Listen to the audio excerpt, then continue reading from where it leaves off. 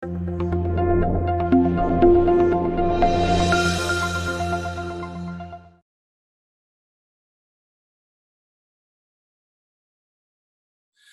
yn absenoldeb corfforol y Brifathro John Tidno Williams, fy mraint i, Eryg, ydy'ch croesawu chi yma yn wresog iawn heddiw.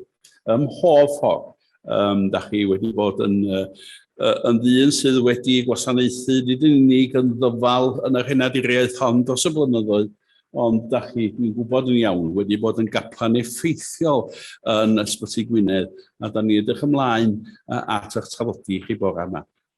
Bendith byw yn chwydd am chi, a mae'r llaw yn y dwylo chi. Diolch yn fawr. Wel, Mr Llywydd ac anwyl gyfeillion.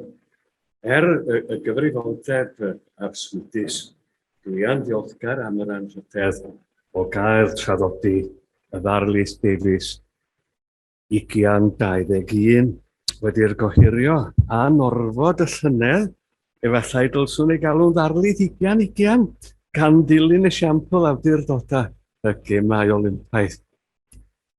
Ysbrydoledd mewn Ysbyty. Ydych chi'n cofio'r stori hwnnw? Am bachgen bach yn torri twll gyda'i raw yn y tywod ar lan y môr. Ac wrth iddo gydion i fwced a cherdded i gyfeiriad y môr, dyma rhywun yn gofyn iddo, o be wyt ti'n ei wneud? Yr ateb ar oddwyd oedd, dwi am gario'r môr i mewn i'r twll.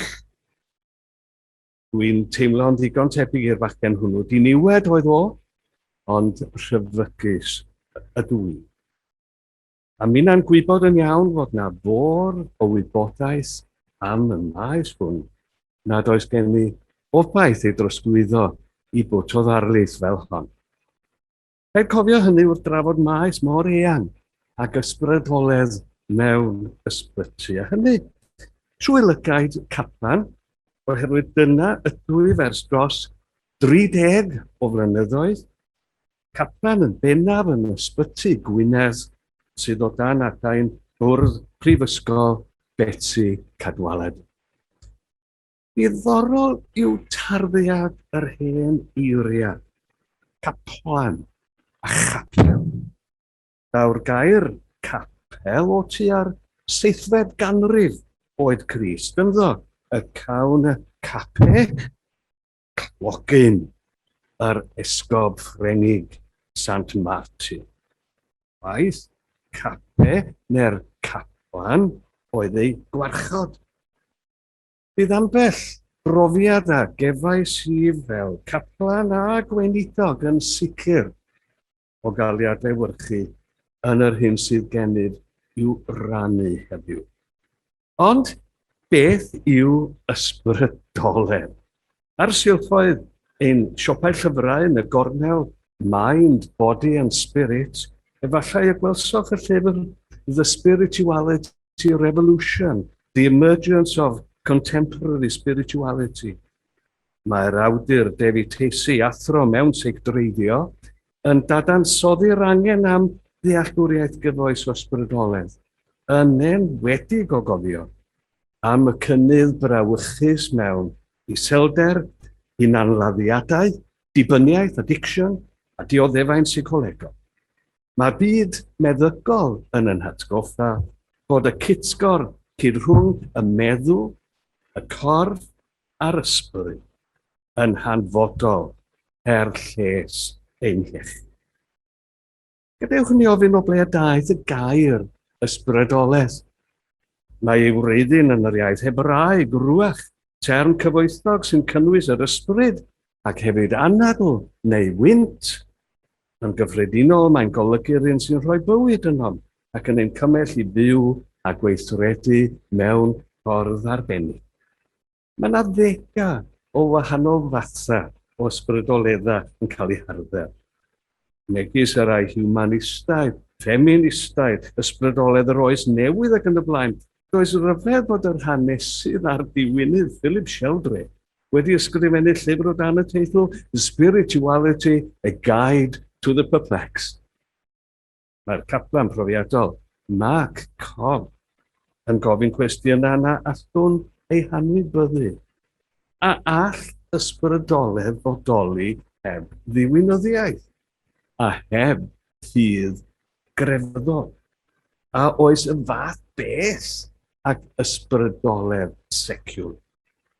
Gellir ychwanegu un cwestiwn arall, sef beth yw ystyr yr ymadrodd cyffredin hwnnw? Dwi'n berson ysbrydol, ond nid crefyddol.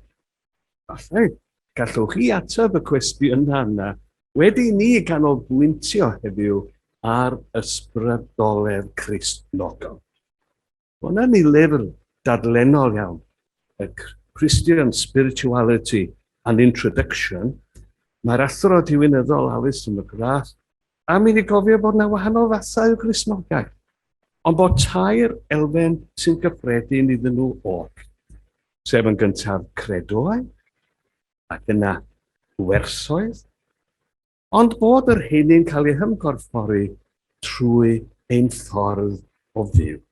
Cynnig i'r sawl diffiniad o ysbrydoledd Cristnogol, ond dwi wedi dewis y symlaf ohonyn nhw, sef diffiniad o eiddo Philip Sheldrake, ac fe gwelir yn ei waith Images of Holiness. A dyma fo. Mae ysbrydoledd yn derm defnyddio i ddisgrifio sut yr ydym yn cymryd meddiant o gredoau traddodiadol Cristnogol am dduw, am y ddynoliaeth ac am y byd, gan roi mynegiant iddyn nhw trwy ein ffordd o fyw a gweithredu. Ai dros hwnna eto, mae ysbrydoledd yn derm defnyddio i ddisgrifio sut yr ydym yn cymryd meddiant o gredoau traddodiadol Cristnogol am dduw, am y ddynoliaeth a'r byd, gan roi mynegiant iddyn nhw trwy ein ffordd o fyw a gweithredu. Ysbrydoledd mewn ysbyty yw ein testun, a gofynnwn ni ddechrau, pa effaith a gafodd ysbrydoledd Cristnogol ar gychwyniad ein hysbytau? Wedir fod gan y Rhufeiniaid rhyw ganrif cyn geni Crist eu hysbytau arbennig ar gyfer eu milwyr ymladdwyr y gladiators. Cofiwn, doedd ysbytau cynnar Rhufeiniaid ddim yn agorau i'r cyhoedd. Wedi'r ymer awdwr cystenni'n goleddu Cristnogaeth yn 312 oedd Crist a'i gwneud yn brif grefydd ei ymerodraeth, dechreuwyd ymestyn y gofal am bleifio. Bu gyngor Nicea yn 325 oedd Crist penderfynu codi ysbytau ble bynnag yr oedd eglwysi cadeiriol, gan roi cyfrifoldeb am eu codi ar yr esgobio. Codwyd un o'r rhai cyntaf gan y ffisigwrs Samson yn Cwstennin yn Istanbul, Twrci heddiw, fel ei gelwyd. Erbyn diwedd y 5eg ganrif, codwyd ysbytau trwy'r byd Cristnog, galwyd hwyn yn Basilas, gyda'i meddygon a'i staff ei hunain. Roedden nhw'n eitha tebyg i'n ysbytau ni heddiw ac yn gwasanaethu'r cyhoedd.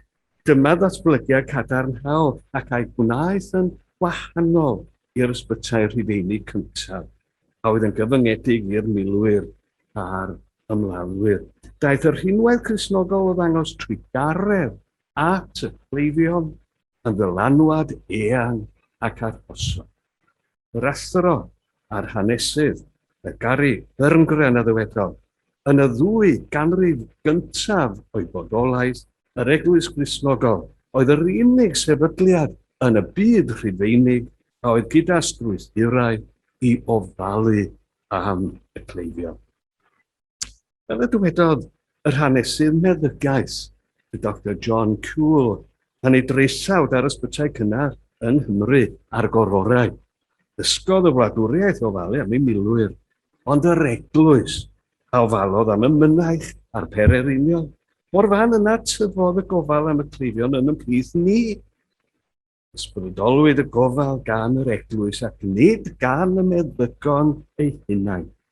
Daeth Sant Benedict, yr Eidalwr, y 9 sant cyntaf Ewrop, oherwydd iddo ffurfio ei fynachlogydd ar enwocaf o bosib o Monte Cassino yn 529 oed. Ac o'i fynachlogydd ar draws Ewrop lle deinwyd yr holl ofal am gleifion, Yma yng Nghymru wedi conquest y Normaniaid Creulon yn 1066, bydd yn fynegu dywioldeb trwy godi mynachlogydd newydd. O'r holl urddau mynachau y Sistersiaid oedd agosaf at y Cymru, pwy agododd ab ati Ysbyty yn 1164. Ond sylwer, fel bydd rhain credu fod Ysbyty ystwyth Ceredigion yn cynnwys rhyw fath o ysbyty'r Pererinion ar ei ffordd i'r Abati. Ond nid felly roi mewn difri, medda'r haneswyr. Cafodd Ysbyty ystwyth ei henw gan fod urdd Sant Ioan o Jerusalem wedi perchnogi tir yn y plwyf. Ac enw arall ar yr urdd oedd yr Hospitalwyr. Wyddom felly o ble daeth y gair Ysbyty i'r ardal. Hynny, gallwn credu bod Ysbyty ifan yn Sir Clwyd yn cynnwys ysbyty o fath, a hynny ar gyfer Pererinion blinedig a chwifedig wedi ei holl gerdded yn ei hunangofiant diddorol dros ben o'r llechi i'r cerrig. Mae'r meddyg teulu y Dr. Edward Davies Cerrig y Drigion yn sôn am urdd Sant Ioan lawer iawn, gan ein atgoffa bod ei pen cadlys yn y gogledd ar un amser, a hynny yn Ysbyty ifan. Dôl gynwal oedd yr enw gwreiddiol ar y lle, ond tua'r flwyddyn 1990 newidwyd i Ysbyty ifan. Pan ddaeth i sylw marchfogion Sant Ioan o Jerusalem, sef urdd yr Hospitalwyr, ei gwaith hwyl codi ysbytau i ofalu am y Pererinion, sef rhyw fath o hostel. Roedd angen y fath beth oherwydd bod llwybr y Pererinion yn cychwyn o Fangor i Sycoed ac yn arwain i Gaergybi ac Ynys Enlli, gan fynd trwy dôl gynwal. A ddaeth yn ddiweddarach yn Ysbyty ifan. Ifan yn enw arall ar Ioan. Roedd angen hostel o'r fath ac yn Ysbyty ifan y codwyd hi. Hyn iddi cael ei ymchwel yn 1540, diolch i Thomas Cromwell a'r brenin Harri'r Wythfed. Ond ar yr un safle, y codwyd eglwys y plwyf o'r enw Sant Ioan sydd yno hyd heddiw. Ond beth am y gair ysbyty ei hun? Arfa hospital o'r Lladin hospes.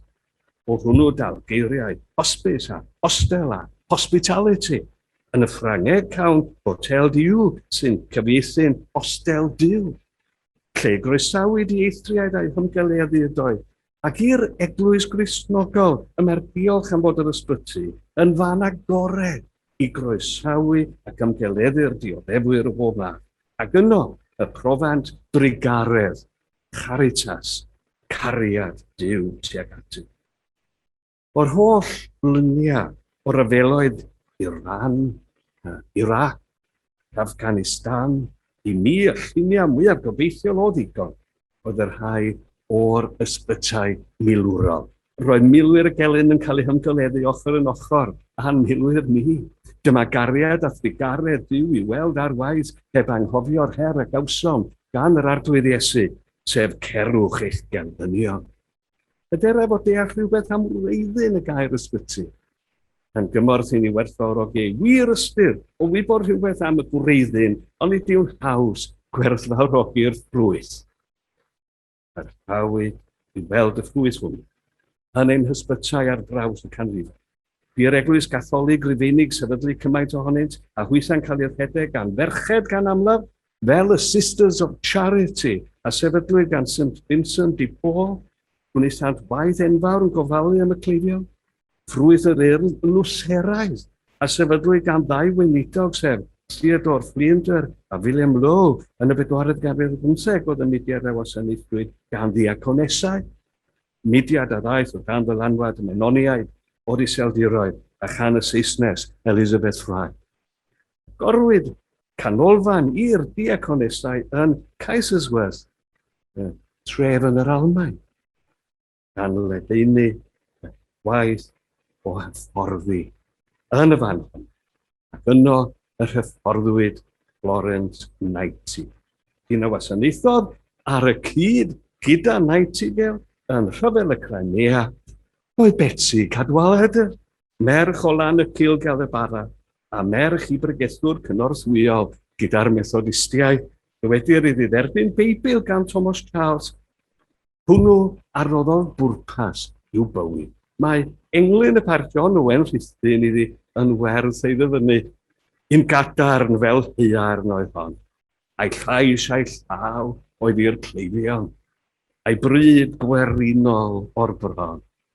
Ei wella ei harchll. Fedrwn ni ddim dianc oddi wrth y lanwad yr eglwys a'i chenhadaeth. Y genhadaeth a oedd ac sydd yn ganlyniad i'r ysbrydoledd Cristnogol, sef yr agweddau a'r ffordd o fyw a ddeillio o ffydd y rhai sy'n credu yn yw. Dyma rhywbeth y dylen fod yn falch ohono, fel credinwyr, sef yr hyn y mae gelynion Cristnogaidd heddiw, gelynion crefydd heddiw, yn ei anghofio, ei anwybyddu, neu hyd yn oed yn ei ddilorni. Cyn edrych yn bandylach ar bresenoldeb Cristnogaeth o fewn ysbytai heddiw, gadewch i ni gofio geiriau'r diwynydd Harvey Cox. Mae dyn yn fwy hanfodol grefyddol na'r hyn y bu ni ei gybio. Mae'n sychedu am ddirgelwch, ystyr, cymdeithas, ac hyd yn oed am ryw fath o ddefod. O sôn am ddefod, dyfeddais ar hyd y blynyddoedd, fel yn galwyd diar caplaniaid eraill at ugeiniau o famau, a gollodd ei babanod ei pap. Gyda phob un ohonynt yn gofyn i ni bendithio ei babanod man, neu fedyddio'r rhai bregus ei helpu. Cynyddodd y galw yn ystod y pandemi diweddar. Na i beth anghofio cael fy ngalw i'r ysbyty rhyw brynhawn blynyddoedd lawer yn ôl. Yno roedd bachgen bach 2 blwydd oed o Tasmania yn griddfan mewn poen a'i fam ddagrio gydag ef ar wyliau yr oeddan. Ar rhywsyd cafodd y bachgen lid ar yr ymennydd. Y bris a bwysol i'w symud i'r ysbyty'r Alderhe yn Lerpwl, mynnodd y fam ei fod yn cael ei fedyddio yn gyntaf. Llanwyd y ward bechgan a meddygon a nyrsys, ac wrth i'r ryddfan a'r plentyn gynyddu, llenwi naeth fy llygad unwaith, a gallwn fod wedi ei fedyddio yn fy nagra. Wedi'r bedydd ar weddi tawelo y griddfan. Ac yn wirthiol y men ychydig ddyddiau adferfwy iechyd yr un bach. Roedd y fam yn priodoli'r wyrth nid yn unig i ymroddiad a sgiliau'r meddygon, ond hefyd i'r ddefod ar weddi a ffrymwyd yn y bris mawr a'r adeg bedyddio yr un bach. Nawr gri am ddefod i'r amlwg, gyda'r cleifion yn gofyn am gael priodi ar yr unfed awr ar ddeg. Fel gweinidogion yn y eglwysiau'n cymunedau, cawn fisoedd amser i baratoi ar gyfer priodasau. Ond aml i dro, rhyw awr neu 2 o rybydd y gawn yn hyd destun yr ysbyty. Wrth i'r par gyfnewid eu haddewidion, bydda fi am resymau amlwg yn osgoi'r geiriau arferol hyd o'n i wahanerchwi gan angau. Mae hwnnw mor agos yn aml, da chi'n deall. A digon ydy'r geiriau sydd yn rhagfleunu'r rhywun, sef o'r awr hon yma. Ym mhob ysbyty bron, fe gawn gapel, ac mae hwnnw'n cyfrannu tuag at wneud ysbrydoledd Cristnogol yn weladwy. Yn y capel gawn ffenestr liw, yr allor, y groes a'r canhwylla, rhaid cofio bod pobl o bob rhan o'r byd yn troi mewn i'n capelu yn yn ysbyty. Ond nid oes na werth enfawr i'r symbolaidd i hyrwyddo ysbrydoledd. Nid delwa i'w haddoli ydyn nhw, ond cymhorthion i agosau at Dduw. Mae athrawiaeth yr ymgnawdoliad yn rhoi sail i werth y fath bethau. Enghraifft, y cyntaf, Colosiaid 15. Hwn yw delwr Duw anweledig. Iesu yw'r un sy'n cynrychioli Duw, fel y gallwn ei weld. Hefyd a ddywedodd, my fi yw'r ffordd ac yn y blaen. Mae cymaint o bobl angen delweddau i'w helpu i feddwl ac i weddio, felly mae ganddynt ei lle wrth iddynt wneud yr ysbrydol a'r dwyfol yn weladw. Yn ganolog yn y ffenest liw ac ar yr allor, welwn y groes. Dyma offeryn dienyddio yn troi'n arwydd o obaith drwy'r atgyfodiad. Ydych chi'n cofio'r hanesyn am Julian of Norwich yn y 4edd ganrif ar 10 yn gorfedd yn ddifrifol wael yn ei gweld, gyda'r diwedd yn agosau. Ond gofynnwyd i offeiriad lleol ymweld ag hi, ac fe ddaeth gan chwifio croes y crucifix uwch ei phen, a dweud wrthi, dyma ddelw oedd gyrriawdwr a thwaredwr, edrych ar ac ymnersa. A dyna ddigwyddodd a bydd i oroesi. Ac wedi hynny y tarddodd nifer o fyfyrdodau ganddi am ddaioni Duw a'i haelioni dihysmyd tuag at bechaduriaid. Eris y groes yn symbol pwerus o fewn ein capeli ac o fewn ein hysbytau hyd heddiw. Beth am y golomen a welir yn y ffenest? Mae hon yn atgoffa'r ysbryd glân a ddisgynnodd ar Iesu adeg y dyddio. Dyw ar waith yn ymplith yw'r ysbryd glân, a does dim yn fwy hanfodol na ef i gynnal ein hysbrydolrwydd, fel y cawn ein atgoffa gan yr ysgol Hugh Montefiore yn ei gyfrol wych Credible Christianity. Randwch ar ei eiriau, dyma ddiffiniad arall o ysbrydoledd, sef bod ysbrydoledd yn cyfeirio at ysbryd glân Duw yn bennaf, a hwnnw'n gweithredu o fewn y person dynol. Wedyn, dim ond wedyn, y bydd person yn ymateb yn fewnol i Dduw, gan ymarfer y bywyd Cristnogol. Yn werth i ni ailadrodd hwnna, dydy? Sef bod ysbrydoledd yn cyfeirio at ysbryd glân Duw yn bennaf a hwnnw'n gweithredu o fewn y person dynol. Ac wedyn, a dim ond wedyn, y bydd person yn ymateb yn fewnol i Dduw, gan ymarfer y bywyd Cristnogol. Dyma ddiffiniad agorol arall o ysbrydoledd. Pwy a wyr fe? Beth yw dylanwad y golomen yn y ffenestr liw? Yr achor wedyn. Mae'r achor yn fwrdd hwylus i ddal y Beibl a'r canhwyllau a'r groes, a'r elfenna sanctaidd, y bara'r gwyn pan wenyddir y cymyn bendigaeth.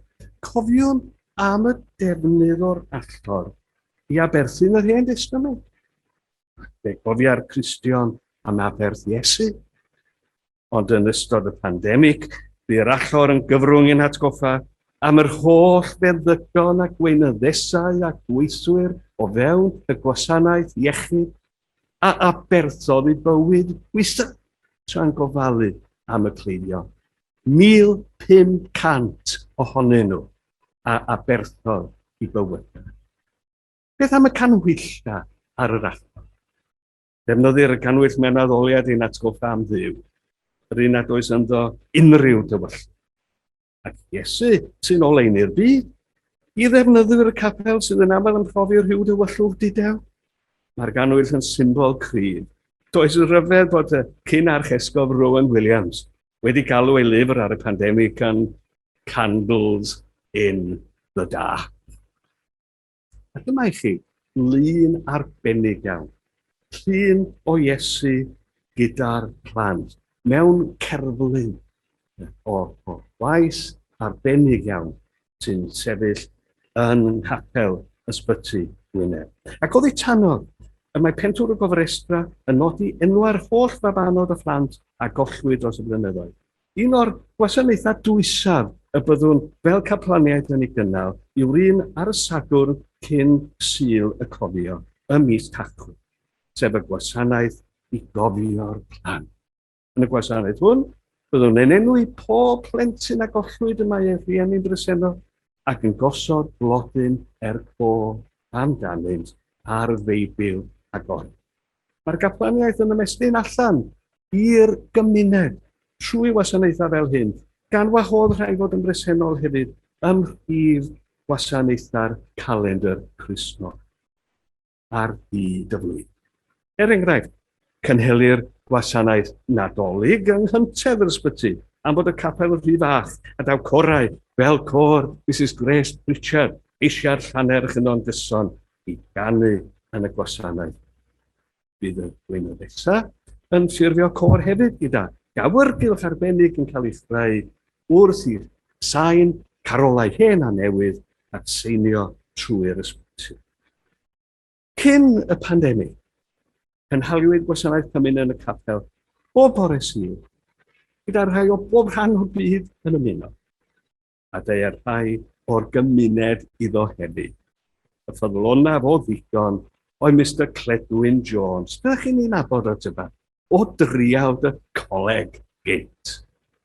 Ac fe ddwedodd wrthai yn ddiweddar iawn yma, dwi'n hen ffasiwn dwi'n dal i gyrru, wrth i mi nesau at fy nghanfe Penblw.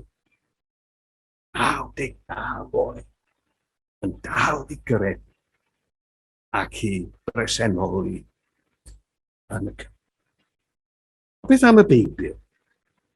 Dyma rhywbeth arall sydd yn y capel wrth gwrs, gan gofio fod y Beibl ar roddodd Thomas Charles i Betsy Cadwaladr yn dylanwad arni. Y Beibl yw'r sylfaen gadarnaf i adeiladu'n Ysbrydoledd.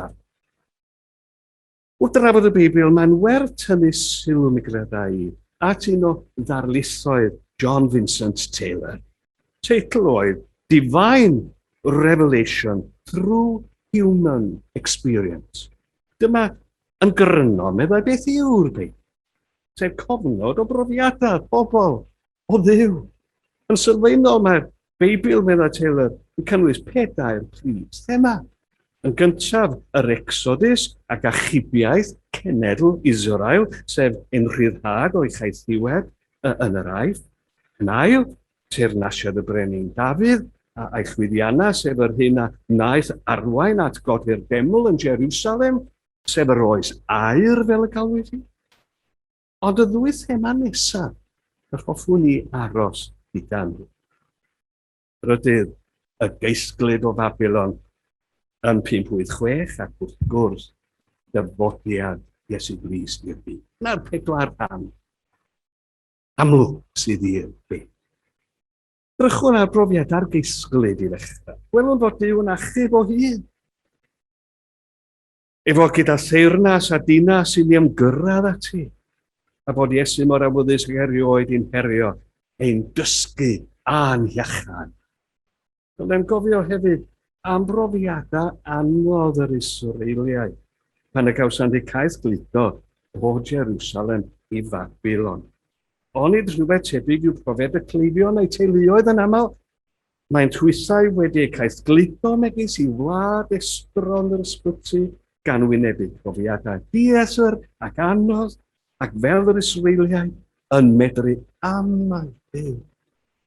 Gafodd y profiad hwn i edleisio gan gri serena yn yr hen Rufain gynt, pan ddwedodd, cefais fy ngadael yn y tawelwch unig. O Dduw, a oes rhywun i wrando arno? Beth am brofiad Job yn yr hen testament?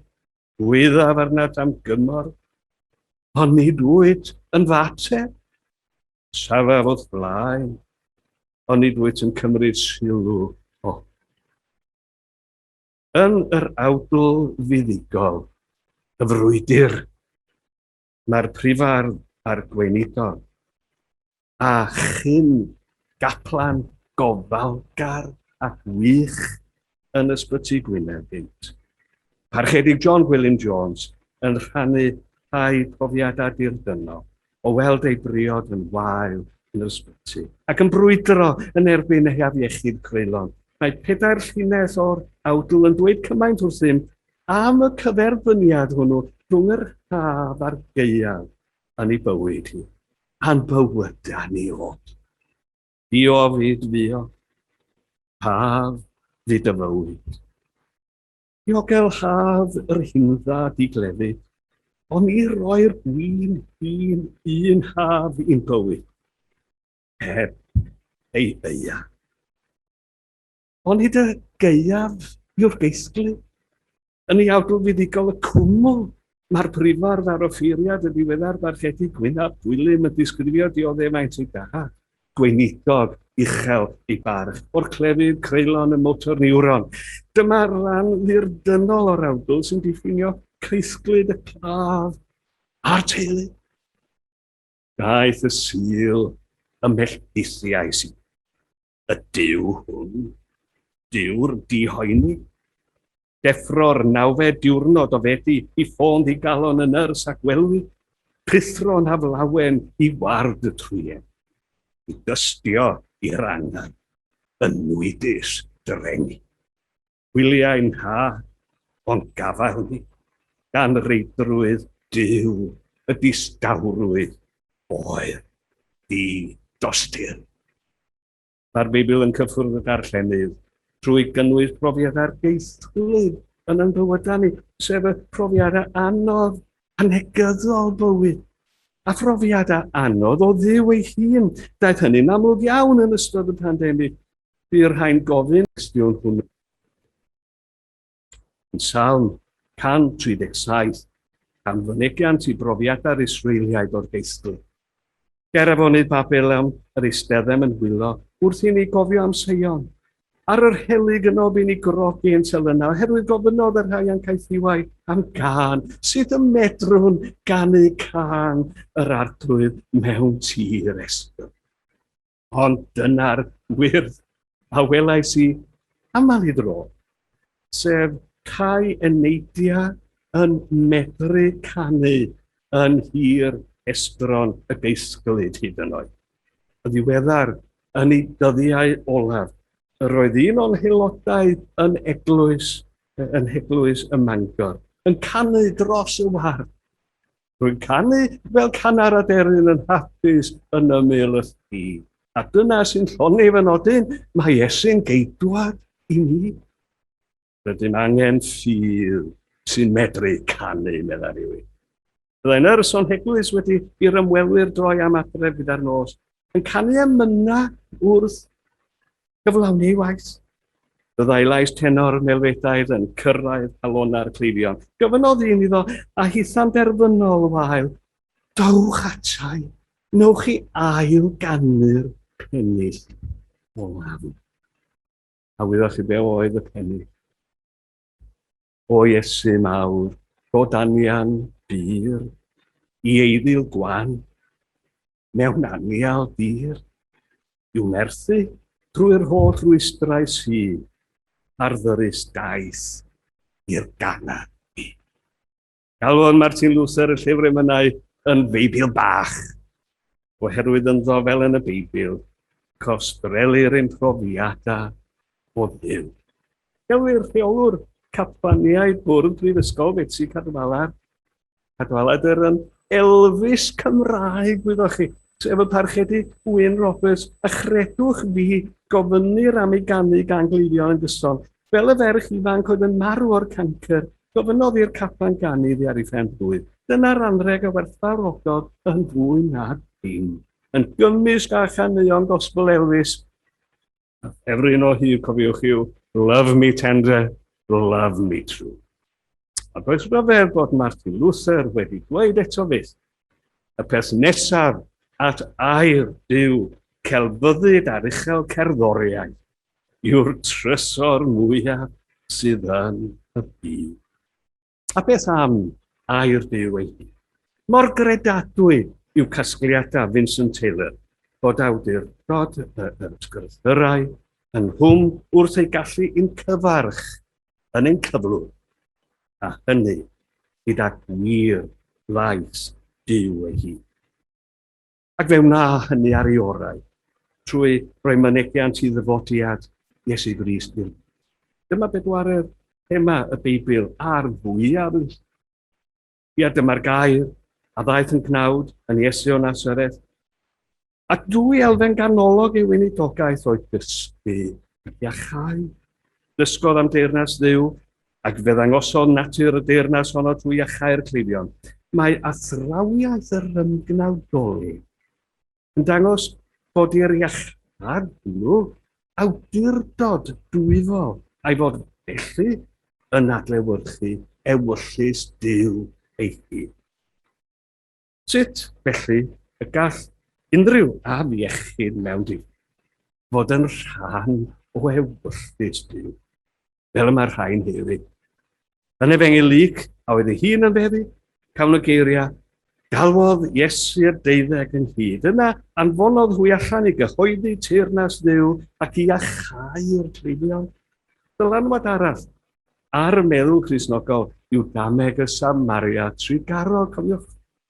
Mor dosturiol oedd y Samaria. Yr hen elyn o ddaw, rhwymodd, grwyddfa, yr un a syrthio i blith y lladron gan arllwys olew y gwyn arnynt. Ei anifael ei hun oedd yr ambulans, mynd ar parchedig W.R. Williams y felyn mewn pregeth radio. A Dawid ef yng ngofal gŵr ysthetu gan ddangos parodrwydd i dalu iddo am ei ofal o'r ddad. Dos ditha a gwna'r un modd, dyna'r anogaeth a symbolodd cymaint i ymdebyddu'r Samaria trigarodd, ac yn Mathew 25 cawn ddameg barnu'r cenhedloedd. Ac fe ofynir y cwestiwn, pryd oedd weld something glad? Ac ymweld â thi. Dyma gwestiwn a drodd yn her fawr con i lawer.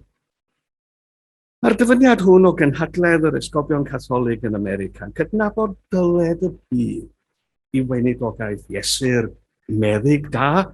Mae'r eglwys erioed wedi ymgorffori concern ein gwaredwr am y cleifion. Cyffyrddodd Iesu a phobl ar lefel corff, meddwl ac ysbryd, rwyf wedi dod mwyn i ddynion gael bywyd, ei gael yn ei bob gyflawn. Eleni, cyfrannodd aelodau ein heglwysu'n hael tuag at brynu offer i helpu dioddefwyr Covid-19 mewn 2 ysbyty yn yr India, sef ysbyty'r Dr Gordon Roberts yn Shillong ac ysbyty'r Dr Norman Tunnell yn Jowai. Ysbytau yw'r rhain sy'n ffrwyth ein hymdrechion cenhadol sefydlu'r gymdeithas cenhadol y Methodistiaid Calfinaidd yn 1840. Dyma'r flwyddyn y ddaeth y cenhadwr cyntaf o'r enw Thomas Jones i'r India bell. Bydd pregethu'r gair, a ddysgu ac a chair cleibion yn gwbl allweddol i'n wyddiant y genhadaeth yn yr India. Ac erbyn hyn, mae yno eglwys presbyteraidd ffyniannus iawn. Eglwys mae'r presbyteriaid Cymraeg yn falch o gael ei galw yn ferchydd. Erbyn hyn, mae ganddi 4 ysbyty o dani. Trwy garedigrwydd fy nghyfaill y parchedig gan Eirin Owen, deith i mi gysylltiad gyda meddyg o'r India o'r enw Dr Himga, a chawsom gysylltu a'n gilydd trwy'r we. Un peth trawiadol y ddysgais ganddo ydyw bod gweddi ac addoli'n parhau'n rhan anatod y fywyd benyddiol staff yr ysbytau a godwy gan cenhad. Amlygu'r hyn yn sicr mewn i hymarfer o wedd. A dyma amlygiad o ysbrydolrwydd os ydy unrhyw beth yn amlygiadol. Dyma chi 2 lun trawiadol o'r hyn sy'n digwydd yng Nghapel Ysbyty Gwynedd. Dyma chi lun o'r eddygon Mwslemaidd yn gweddio. Maen gweddio 5 gwaith pob dydd. Dyma'r ail golon o'r 5 sy'n cynnal ei ffydd. Dyma'r bobl wnaeth ofyn y ddiweddar yn cael cysegri ward a gorwyd wedi cael ei hael o ddrefnu. Gadawsant y gwaith i'r caplan Cristnogol a bod yno ei hunain yn dangos cefnogaeth lwyr i'r Ysbrydoledd a fynegwyd. Cafodd y caplaniaid a staff y war tipyn o syndod o dderbyn y cais mor anarferol, ond dangosodd y cais rhywbeth am Ysbrydoledd y meddygol. Mwslemaidd a'i parch tuag at y gaplaniaeth Cristnogol. Dyma goeden weddi.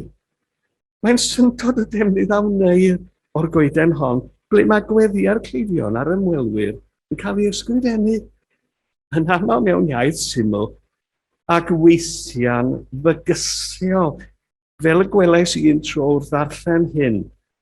Jesus, heal my husband, or I'll rip up the picture I have of you on our landing.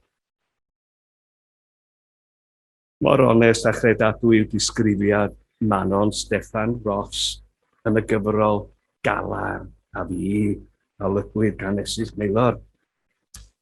Dyma ei hymateb gonest i'r gweinidog wnaeth gynnig gweddio gyda hi. Pan oedd ei mam yn derfynol wael yn 44 mlwydd oed. Am y tro cyntaf yn fy mywyd y cefais yr ysfa i ddyrnu rhyw. Sut y medrwch eistedd yn y fan yna, yn eich coler twt, efo'ch adnodau clwt, yn barod eich taf.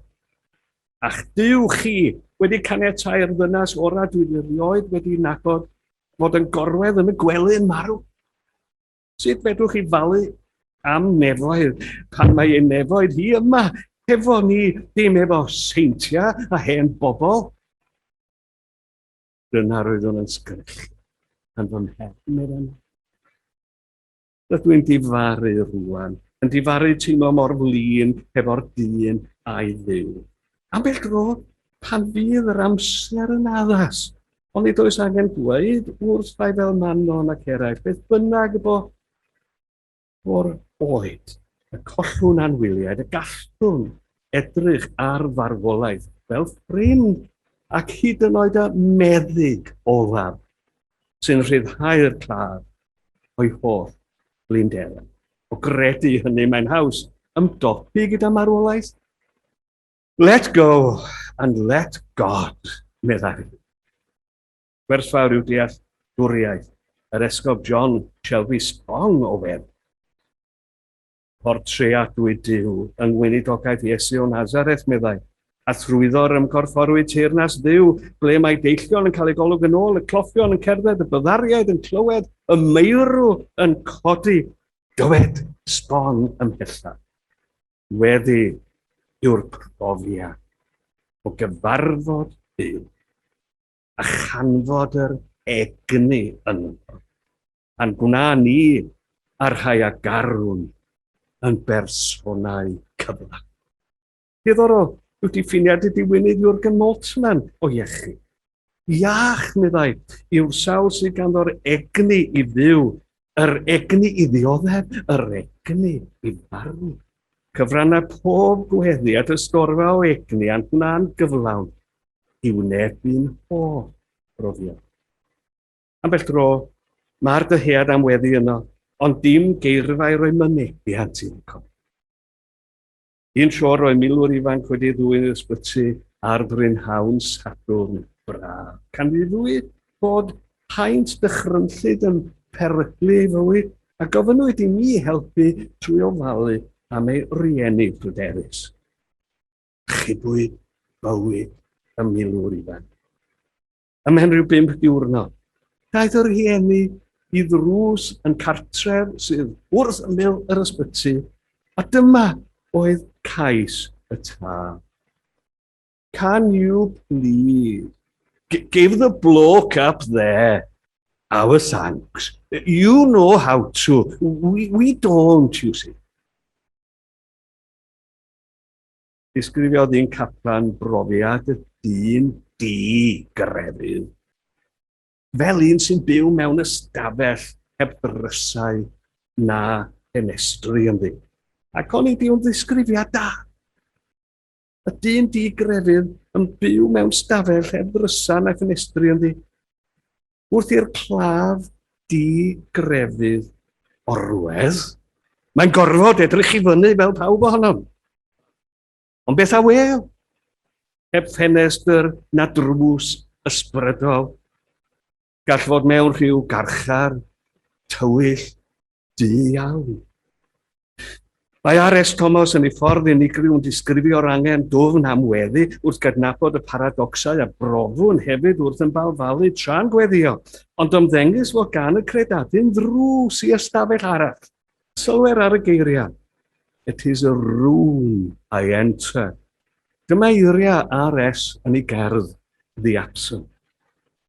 It is this great absence that is like a presence that compels me to address it without hope of a reply.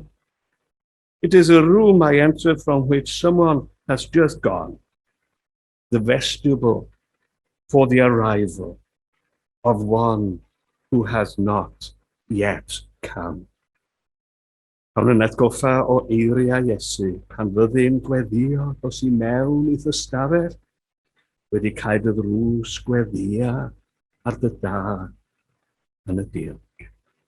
Wedodd y diweddar barchedu Elfed ap Nefydd Roberts, galon y gwir yn ei erthygl hynod gyfoethog ar gynnal ysbrydoledd, tynnwn ni weddi ac ysbrydolrwydd allan o'n bywyd crefyddol. Y mae'n peidio bod yn grefydd. Nid yw'n ddim am genach nag athroniaeth neu ideoleg moesol. Mae eiriau'r awdur Catholig Bellerin yn tanlinellu pwysigrwydd gweddi. Y mae'r corff yn byw trwy anadlu a'r enaid yn byw trwy weddi. Mae peidio anadlu'n arwydd o farwolaeth. Yn yr un modd, mae'r sawl nad yw'n gweddio yn farw i ddew. Ar y maes cenhadol yn yr India, roedd yn cenhadol yn brwydro yn erbyn nid yn unig paganiaeth, ond hefyd dylanwad Hindwaiaeth a Mwslemiaeth, ond o fewn ysbytau'r byd, diolch bod na gyd weithio gwych rhwng deiliaid y gwahanol grefyddau. Capeli aml ffydd ac aml bwrpas sydd gennym yn ysbytau. Diolch am hynny. Oherwydd fel y dywedodd y diwynydd toreithiog Hans Cwng, ni fydd heddwch byd yn bosibl. Heb heddwch ymhlith y crefyddau. Erys ein hysbytau'n ynysoedd gobaith gwirioneddol mewn byd sydd mor anedig, cymleth a pheryglus. Erys Cristnogaeth yn grefydd y mwyafrif o bobl yn byd. Does ryfedd bod ysbrydoledd Cristnogol felly'n parhau'n ddylanwad yrchafol ac eang. Ond onid yw'n deg gofyn ym mha ffordd y mae Cristnogaeth yn wahanol i grefyddau eraill. Gwna hynny mewn ffordd arbennig iawn trwy helpu cleifion i'w wynebu dioddefaint a salwch o bob math. Ac hefyd marwolaeth. Cofier mor aml y gelwyr y caplan at gleifion pryd y mae'r meddygon yn methu cynnig mwy i'w gwell. A hwysa'n gorfod wynebu angau gawr, chwedl T.H. Parry Williams. I gloi, meddyliwn am ddau, iechyd ac iachawdwri. Mae'r gair iechydwriaeth yn cynnwys yr hyn a gyfranat yn iechyd, ac iachawdwriaeth yw'r hyn sy'n cyfeirio at yr hyn a ddeillia, ond perthynas a'n iachawdwr Iesu Grist. Felly ystyriwn yr hyn a ddywed y Beibl am y groes, trwy archol llef, y cawsoch iachad, i'r Cristion mae Iesu trwy'r ymgnadoliad yn datguddio, Duw yn ymhlith, ac felly mae yna bont rhwng y diwdog a phawb sy'n dioddef. A dyna bwyslais mawr, Jürgen Moltmann yn ei gyfrol glasurol The Crucified God. Sawl gwaith y dwedais i wrth bai fel y mamau a gollodd eu plant. Mae Duw yn wylo gyda chi. Dyna wnaeth Iesu y Mesania gyda chwiorydd Lazarus. Hynny yw, mae'n cyd-ddioddef. Yn gynnar, yn yr unfed ganrif ar 15, cawn yr arlunydd enwog Matthias Grunfeld yn portreadu Crist mewn darlun a ymddangosodd ar banel y tu ôl i'r allor yng nghapel Ysbyty Mynachdy Sant Anthony yn Isenheim, Ffrainc. Yn ysbyty'r mynaeth hyn, y gofalwyd am yr rhai oedd yn dioddef o'r pla gan arbenigo ar drin a fiechydon y croen fel y gwahandwydd sydd yn aml yn achosi anffurfio difrifol. Mor ddramatig yw portread yr arlunydd o Grist. Wrth edrych ar y darlun, gawn ein atgoffa o gerdd Ingol Gwyn Thomas, sef Gwener y Gro. Gwrandwch ar eiriau bardd o Gymro, nid golygfa i wragedd o'i Golgotha. na rhaid i ni. Roedd yr rhaid meddwl i milwyr Hufain mwyn ffeiddio i'r llygaid i.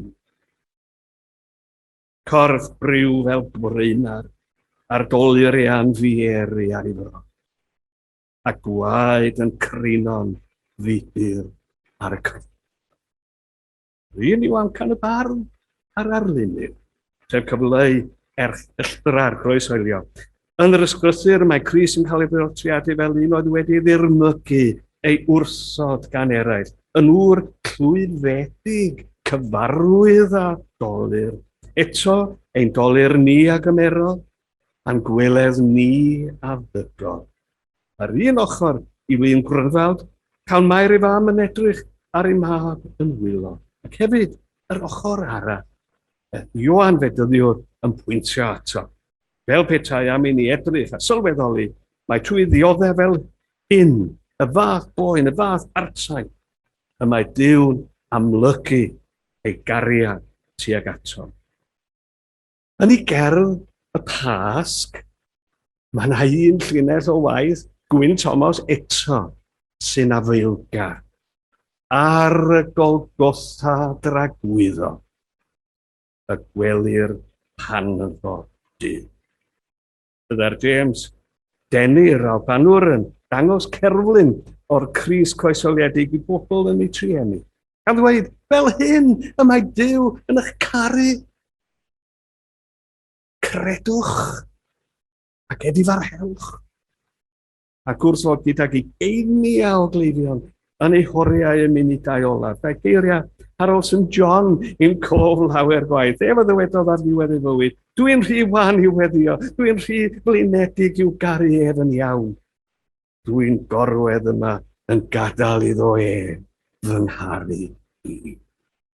Mae'r neges i weinyddol yn glir. Dyma'r un sy'n rhannu ein dioddeafiadau dynol, ond sydd hefyd yn cynnig gobaith.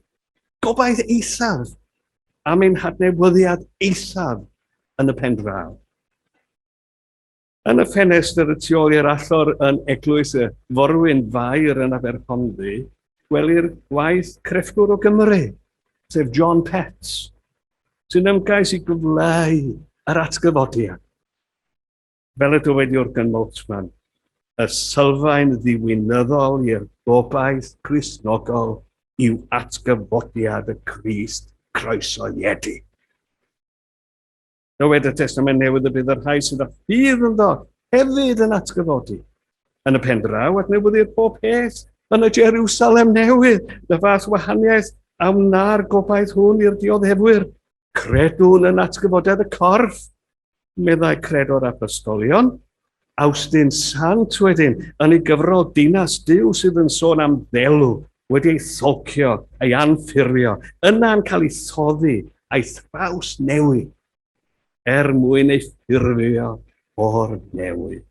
Felly hefyd y caeth cyrff dolurus a chwifedu. Y rhai sy'n credu yn Crist, ei traws ffurfio trwy rannu ei atgyfodiad. Martin Luther eto sy'n dweud wrthi, fel y mae perthynas agos rhwng gŵr a gwraig yn sicrhau ei bod yn rhannu cymaint yn cyffredin. Felly hefyd gyda Crist a'i ddilynwyr.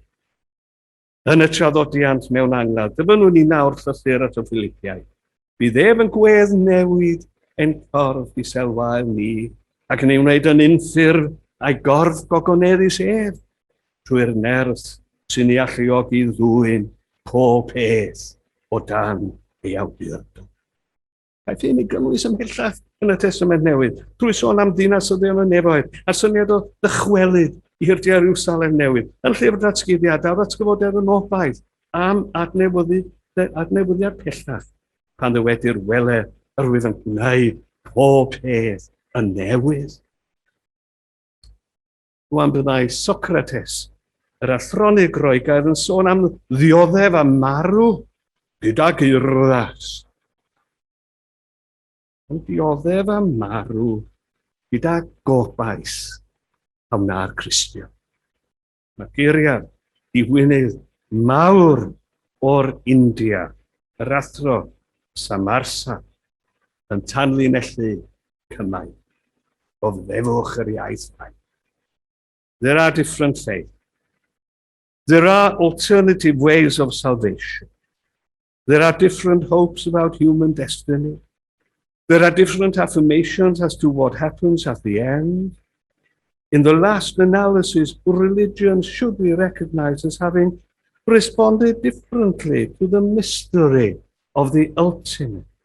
While recognizing the plurality of these answers, Christians believe that in Jesus Christ, the ultimate has become intimate with humanity, that nowhere else is the victory over suffering and death manifested so decisively as in the death and resurrection of Jesus Christ, and that they are called upon to share this good news humbly with their neighbor. Look, ar y brawddeg o waith Hans Cwng sy'n crynhoi'r cyfan mewn brawddeg feichiog a bachog. I ffydd y gwir ddyn Iesu o Nazareth yw'r gwir ddatgyd o'r unig wir Dduw. I ffydd y gwir ddyn Iesu o Nazareth yw'r wir ddatgyd o'r unig wir Dduw. Oes, mae yna newid da i'w rannu'n wilaidd o hyd gyda'n cymdogion caredig ymhlith grefyddau eraill, a rhai angharedig hefyd, fel yr atheistiaid newydd, yr humanistiaid, a'r seculariaid gelyniesus. Cofiwch y cwestiynau a fynwyd ar ddechrau, sef a all ysbrydoledd fodoli heb ddiwinyddiaeth a ffyr grefyddol. A oes y fath beth ac ysbrydoledd secular. Byrdwn yr hyn y dylem frwydro yn y cyfnod ôl-gristnogol hwn i'w ddiogelu. Yw'r ysbrydoledd Cristnogol. A roddodd fod i'n hysbytau. Maen nhw'n felly wybodaeth amdani. A choleddwn ar rhannwn yr efengyl, sef y newyddion da. Ei bod mewn cyd-destun gwahanol, mae teitl un o lyfrau Chelsea Clinton yn addas iawn i nina hefyd. Get informed, get inspired, get going. A hynny lles ein hiechyd a'n hiachawdwriaeth ac gogoniant i Dduw. Diolch am eich gwrandawi.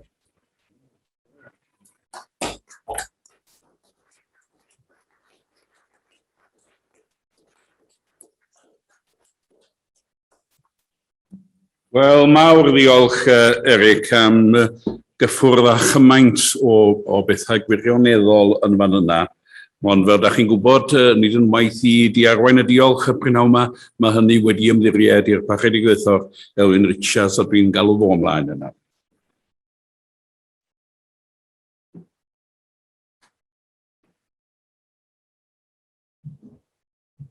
Barchus Lywydd a Dadrithydd hefyd. Braint mawr iawn i mi y prynaw yma di cael diolch i'r Parchedig Jones am ei ddadrith. Darlith gynhwysfawr a diddorol. Darlith ag ôl gwaith eithriadol arni hi. Dwi'n cofio yn y coleg diwynyddol estalwm. Mi fydda'r Parchedigelfed Adnefydd Roberts yn siarsio ni dwy ddyfynu rhywun, a dwi'n cofio pwy yn ddifynu. Being your study, medda fo. Wel, ysgrifennydd cyffredinol yn cofio. Being your study by 9 o'clock with your boots on. Ynde? Dwi'n siŵr petai ni'n mynd i stydu'r Parchedig Jones ac edrach dan y ddesg bydda yna dyllan y carpad bod wedi bod yno mor gydwybodol yn paratoi i ddarlith. Mi fydda fo wedi gallu llunio darlith o'i atgofion. Dwi'n siŵr ac o'i brofiadau. Mi fydda hynny wedi bod yn haws o lawal iddo fo, ond mae o wedi parchu natur y ddadrith Davies ac wedi cyflwyno dadrith dysgedig i ni heddiw. Da ni'n diolchgar iawn am hynny, ac yn diolch am ei waith o hefyd fel caplan ysbyty, a'r gwaith hwnnw'n cael ei werthfawrogi yn fawr iawn ym Mangor. Unwaith erioed ges i bregethu mewn ysbyty yn yr India, 8:00 gola Sul a fi nad i cyrraedd yn hwyl nos Sadwrn, cael falwain i'r capal yn ysbyty Gordon Roberts, a neb yno'n dyfiel cyfarwyddwr meddygol, neb o gwbl, mynd drwy'r bregath gola gallwn ni, a dyma fo'n deithau ar y ffordd allan. Da chi'n gwybod, medda fo, oedd y negas yna'n cael ei darlledu i bob ward yn yr ysbyty gyfan. Ysbrydoledd mewn ysbyty, dyna'n traddodiad ni. Da ni'n ddiolchgar iawn y pnawn yma i'r Parchedig Eryk Jones am yn haddysgu ni ac am yn hysbrydoli ni. A ddechrau'n chi gyd, diolch yn fawr iawn iddo fo.